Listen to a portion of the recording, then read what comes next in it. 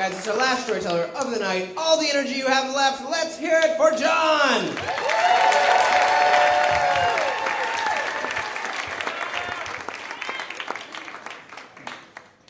So most people love Mexicans. Most people love their heritage. They love their food.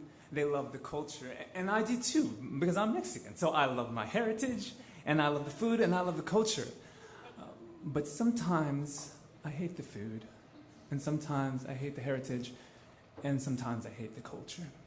So I grew up in a poor area of LA, and there's a special privilege when you're born in those types of areas. People bond together in unique ways. You take each other to the corner store, or you play with the kids in the yard and you kick rocks around or something. So there's something very special about the bonding and the community that happens in areas where you're not privileged. And I thought it was normal for everyone to go to McDonald's and everybody order one large fry. And I thought that everybody shared one soda. I mean, it wasn't until I was older and I went to McDonald's with my friends, and I was like, so what do you want to get? And he's like, I'm getting my own thing. What do you mean? And I just thought everybody did that. I didn't get it. But that's just what you do when you're poor and you grow up in a community that's not privileged. Everybody just learns to do these things. And then I got older and I moved into a more privileged area. And when I did that, I began to see that you didn't have to drive a car that was like 10 years old. And people were actually educated, and they said things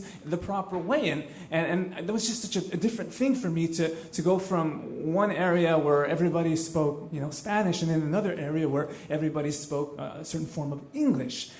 And I remember I went back to my old community. I went to hang out with my friends, and we hopped in my buddy's old Corolla, and it's about 15 years old, and we decided to go fishing because that's what you do when you're kids and you don't have money. And we went to the beach, and it was late in the evening, and we were driving back, and as we were driving back, I remember him putting his head down, and he started pulling over, and I said, what's wrong? And he goes, we're getting pulled over. And I said, well, that's not a big deal. I mean, just a cop. I've seen Chips before. They're good guys. And he's like, no, man. And the cops immediately come up to the window, and they have their guns drawn.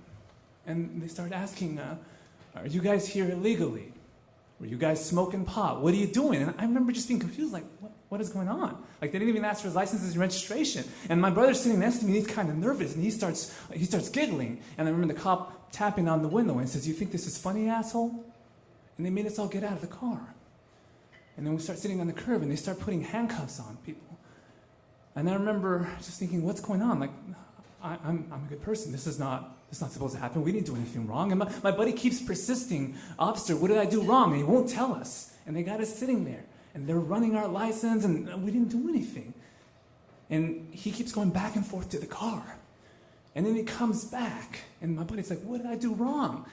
And then mysteriously, they get a call. And when they come back, he takes all the handcuffs off, and he says, your taillight's out. And they get in, and they take off. I remember being so angry, and I was thinking, man, if my buddy just had his taillight fixed, this never would have happened, and we shouldn't have been treated that way. And I started telling my buddy, dude, why is your taillight out, man? Fix it. That's responsible. And he looks me straight in the eye, and he goes, come on, Johnny boy. My taillight ain't out. And I remember arguing the whole way home, thinking, oh, that's impossible, man. Of course it's out. Of course that doesn't happen to regular people. But of course I was only arguing in my head because, there was a silent ride home. And we get home, and he drops me off right in front of my house, and I get outside of the car. And when I get outside of the car, I go to the back, and I said, dude, you got to do me a favor. And he says, what? And I said, you got to step on the brakes. He says, why? And I say, because I got to know, man. And so he steps on the brakes. When he steps on the brakes, both the lights turn on, and my heart sinks.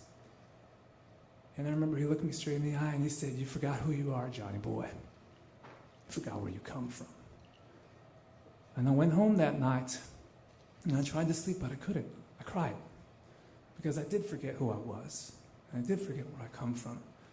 I forget that people that look like me are not privileged. I forget that brown people don't get the same rights. And now when I get pulled over, I'm nervous, and I'm scared. And when the police officer comes up to me, I don't want to take my hands off the wheel.